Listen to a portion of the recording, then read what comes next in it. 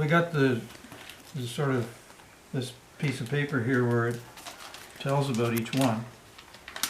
And when I saved it on the computer, Oh, you've got it all then. yeah, when Okay. like on the computer, if we look at it there, all these you know, And sentences you know that go these with it. pictures, this is the very best of things. That was them days when they let us having games and one thing or another. Yeah, Here we are at one of the worst times. We hadn't had water for a long time, so we're out having our getting clean while it's raining. yeah. And this is Under Officer Joe Kissel, and he was our guard all the time I was there, and he was a mean guy. Yeah, Ukraine Joe. Yeah, Ukraine Joe, and he had a sense of humor. I've seen him stand behind guys playing bridge, and the guy had nothing in his hand. Well, dry asses, which means 3 aces. Oh. And grin on his face. But I've also seen him just blow his top, take his hat off and throw it on the ground, and out with his revolver. And he did shoot the odd guy. Holy. Yeah. Wow. But you can't always blame them. No. They were underneath the Gestapo. And Yeah. if they did something that was favorable to us, they got that answer for it. There's some here getting... These guys, their names all come, but names don't come to me, their faces all come to me. They had some of the names in here. I'm trying to... There's Ken Hyde. Yeah, you say there's Tex Hyde in the Yeah, we center. called him Tex, he always wore a... Bruce Hutchinson on the left. Which? Bruce Hutchinson on the left. Okay. And Winston Parker seated. Is that you? Well, I guess it might be, but I don't know. That's what it says here. It looks like me, doesn't it? You look at that little finger. Oh, yeah. Yeah, so I put all that on there. There we are getting our Red Cross parcels. One between 2 or one between 3. So those were pretty There's important. a those, picture of a guy named Moggy Main in bed here. There's our 40 holder. Saw a funny thing happen there one day. Place was pretty busy, a lot of guys sitting there, and it was getting so it was time for the pumper to come. Yeah. It was getting pretty high. And the guy jumped off and said, "A rat bit me." Whoa. I tell you, everybody jumped off. So this picture here, Winston, that's you? No, that's Oh, Jack Diamond was his name. Good picture of the handcuffs. It says guitarist. And Jack Diamond was a guitarist, and he played in Geraldo's orchestra before the war, which is quite a well-known orchestra Yeah. in England. And then he joined the Air Force. And after getting out of the Air Force, he went to Greece and did pretty well in Greece. oh, wow. Yeah. And I'm trying to think. This guy, Bernie Spence, he's a New Zealander. I think that's Bernie Spence. And he was the guy that, when we were out on the working party, they were going to shoot him because he'd swapped over with a Jewish chap. And the Germans called him a Jüdisch Schweinerein. Holy. But he said, "I'm not, I'm a English airman, or a New Zealand airman." And there was 3 of us lined up. He had us all Holy. with his Luger. There was a forest guy, because we'd stolen some props that we went out to clean up the forest. Yeah. And we pushed a wagon.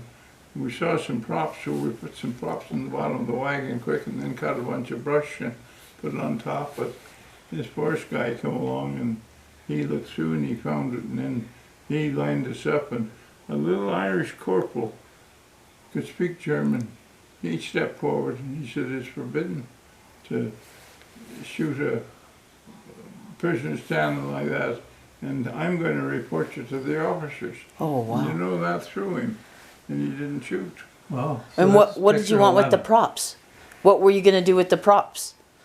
What were you gonna do with the props? Well, they let us out into the forest, and Yeah. we worked for a while. We could fill the wagon up with junk from the forest, Okay. and that was firewood for our little blowers Oh, and stuff. okay. Oh, Yeah. Wow. so the guy you're talking about is this guy on the left in picture 11. That's Bernie Spence. And I went to visit him in New Zealand after the war, and he had the agency for a liquor outfit. And Oh. He'd done pretty well. But I'm trying to think, Did you keep track, Winston? Did you keep track of a lot of your guys? Did you keep, did you? No. No? Just a this few guy, of them? Moggy Main, Yeah. he was he was a little Englishman. And we were in the prison camp a lot together, and he was one of our friends. But anyway, after the war, I went up to see Dave Moran, and Dave was one of the guys that escaped with Jimmy Payton Yeah. and got hauled back for stealing the bicycle. And he finished up as the postmaster at San Gudo. Okay. And I was up at San Gudo, so I went in, and we hadn't seen each other since the war. And I said, sir, do you have some envelopes that are stamped that I could? And he said, yes. So I said, well, would you get one? And I said, I've got a bad hand. Would you write it for me? So I said, he said, who's it go to? I said, Moggy Main. You mean the limey? That's what they call him. I said, yeah. He says, you're Winston Parker. Right on. And that's how you found him. Wow. He knew. Yeah. They Let's used see. to, Tell us about Red Cross parcels. okay, I'll tell you about this one I'm taking. The Okay. Germans had a thing there. That they came up to the back of our 40 hole, as we called it, put in a big suction hose, I say big, 5 inches I would say. Okay. And then they put something in a little can, and they somehow had a way of sparking it, and they put some, I don't know whether it was gas or what, but that would go bang and that whole thing would pop, and then that would suck that thing full. Oh. No pumps, no anything, just from this little. Oh, was that a honey wagon? Yeah. Yeah. Oh. Yeah. So the Red Cross parcels when they came to the camp. Well, Yeah, the how Cross- important? How important were they? And the Red Cross sponsors were our lifeblood. Yeah. We were on less than starvation rations from the Germans, and the Red Cross put us on the plus side. And what would you find in the box? It depends where it came from. Okay. The Canadian parcels were real good. They had Klim, which you've got a Klim box around, a tin around yeah, here yeah, somewhere. we got one in the display. Its milk fell backwards. Okay. You know, it's powdered milk. And they used to put big biscuits in it, and they'd have butter that was, and everything in the Canadian Red Cross parcels were fortified with vitamins. Good. So that was one of the ways we got a boost. The English parcels were pretty good too, and they weren't quite as big, but they had a lot of nice stuff in it. And then when we got stuff from the Red Cross from the Argentine and so on, Oh, wow. often that would come in bulk, boat cheese and one thing another like that. And sometimes it had been too long coming across the equator. Oh, boy. But anyway, the race car, we would be a lot of bombing and the trains couldn't get in, and we'd be getting pretty cranky, and you could see the prisoners going downhill, and then a train would come in with Red Cross parcels, and people would pick up and you're better mood and everything else. But one of the things that they used to do was, when I first went there, we got our Red Cross parcels. Guys saved up cans to make an escape and one thing or another. So then they got the idea that they would open the cans, and we took down our billy cans, as Yeah. we called them, and they would dump it into your billy can. So then we used to say we eat glop, because you'd have a can of salmon and a can of jam. Oh, Mix it up. And they did that for a while, and that was a lot of kicking from that. And we had a good Australian chap was our compound commander, and he did some kicking. So then they decided that all they had to do, they punctured every can. oh So you no. could bring your can up, but they only had, once it's punctured, its life is short in the summertime. Yeah. Yeah. And so but the Red Cross was our lifeblood. And then how often did the parcels arrive?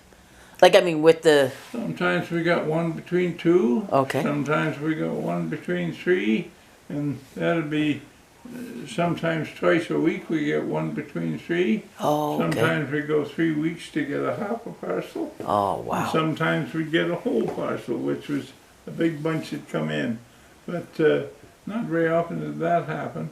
But we'd get half a parcel a week a lot of the time, and then when like I said, the bombing came, we'd go Yeah. spells without. Do you think the Germans ever took any of them for themselves? Like, I don't know, they were pretty strict with their own people too. You know, outside our camp, one side was brush, just spruce trees, and the other side was a field. And they used to take that honey wagon and fertilize all that field, and it was a fair-sized field. And then they grew turnips in it, and we got the turnips. Fish and sweets we used to call the soup that we got, but we got the turnips. But anyway, they were doing some maneuvers out there, and the Germans were down below crawling, and 2 guys got up. They come to some messy stuff, so they got up and went a little. And this German, I saw it, he just took out his revolver and shot them both. Holy. Discipline, you're supposed to stay down there. well, So Wow. they were scared of the uppers. Yeah. Everybody was scared of the Gestapo. And then in the downtime when you were in the camp, how did you bide your time there? Did you have like decks of cards or? Walked a lot, Yeah. can keep in shape. When Jimmy Payton went out, he swapped over with a chap named Owen Loney. And Owen Loney was one of the bucks, that's a British regiment. Okay. And Owen had been taken at